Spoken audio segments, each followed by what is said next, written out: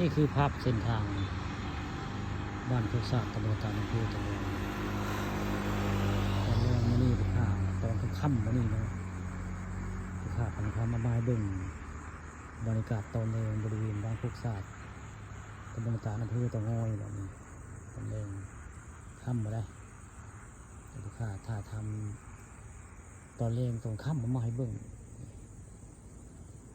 บริเวณบ้านโคกสากตำบลตาลค่ำแล้วแต่ลูกค้าเปิดแฟลชถ้าทำว่าง่ายเวียนเส้นทางเส้นนี้เวียนเส้นทางตะงอยไปผาเด่นเนาะเส้นทางตะงอยผาเด่นนี่เดือนแจ้งเนี่ยมันนี่เดี๋ยวถึงฟ้าก็มีเดือนนะเดือนแจ้งเลย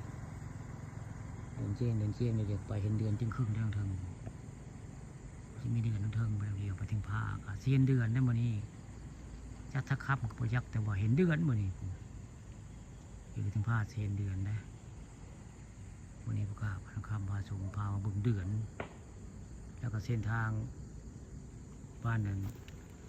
โคกศาสตร์คำข่าวันนี้นะเส้นทางโคกศาสตร์คำข่าค่ำเลยได้ค่ำแล้วแต่พวกข้าถ่ายเปิดเฟซถ่ายวันนั้นนะเส้นทางคำข่าเตางอย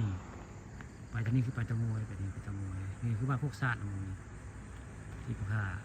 ถ่ายไหวกล้องไปใส่เนี่ยสะพานนี่ผ่านมาพวกสัตว์ตำบลต่างๆหมู่นี่มีต้นยาง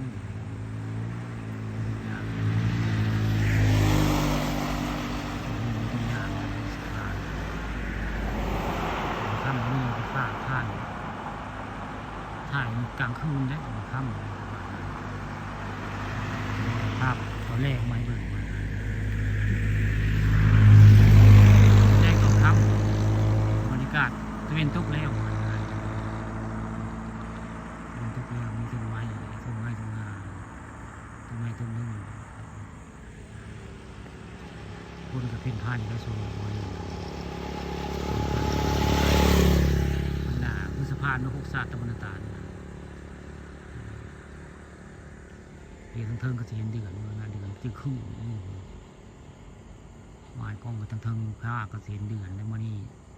ปาทองคำมาบึงผ้าบึงเดือนแล้วก็บึงทางบริเวณพวกศาสตร์ตะวันตาแล้วมัน